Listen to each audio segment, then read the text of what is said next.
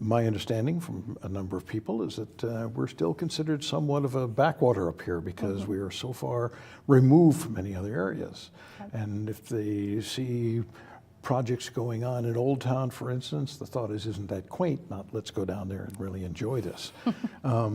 So within the plan that you have alluded to, can you specifically, and I would hate to have you try to lay out the whole plan, but can you point to 3 specific areas within the plan that are current and need addressing or are being addressed?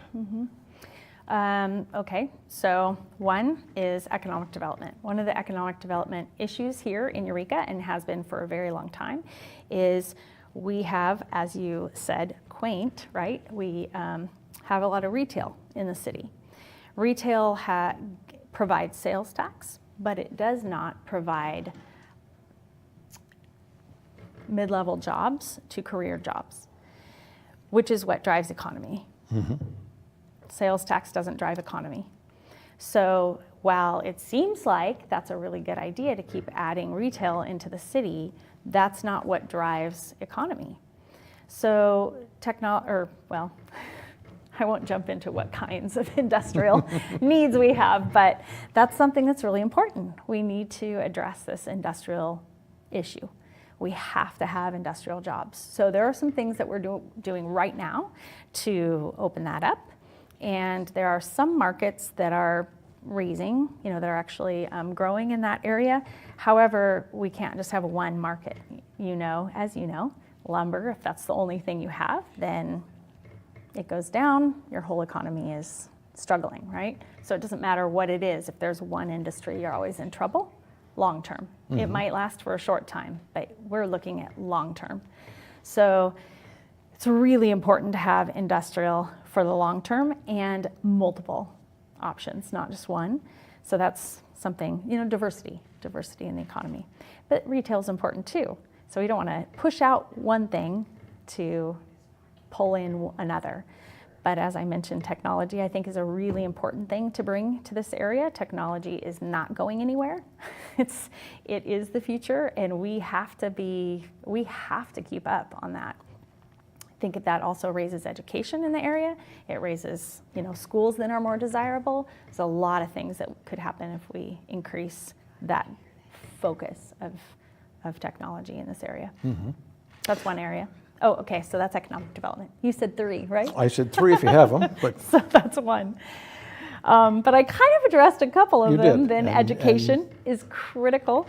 I think education is the future. I mean, we are looking toward our future. If we're not educating, we're behind already. If we're not educating well, we're really behind. So we've got to look at educating the leaders of tomorrow. Not just educating to get by.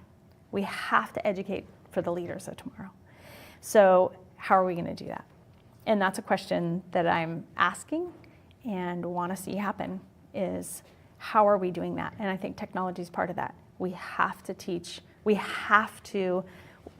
I was an educator for many years and continue to educate in many aspects, but taught universities up in Seattle, a number of universities, and you want to push students to be the best that they can be.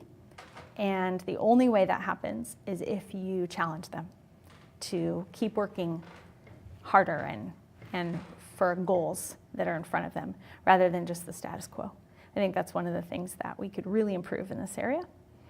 And I think there's an attempt with that, for sure. And there's a working toward that. It's interesting. There's a whole philosophic discussion we can get into with the process to get youngsters to think more. Do we do the Socratic method, or we just hand them the book and say, learn these by rote, or and then and throw them out there and say, okay, they got it.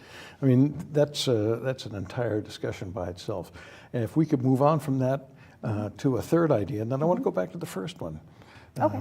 So what third? So economic development, education, and I would say, we talked a little bit about healthcare, because I think that's a really important one in our area. that we really need to make sure that we address. And again, all of these things kind of overlap one another. But I want to address a pretty strong issue that we have in our area. And that is the area of our houseless population, as well as what's included in that, which is the addiction issues that we have in our area. Well, there's just a number of pieces to this. So those things are critical to address, because economic development will never, no matter how much you throw money at it and attempt to develop economic development and attempt to bring businesses in, if you don't address some of the, what often people will call blight in the community, whatever that looks like, then you're never going to increase economic development. It's going to constantly be a wall in front of you. So, and same with healthcare, and same, just, livability. So that has to be addressed. It's probably one of our largest glaring issues in Eureka.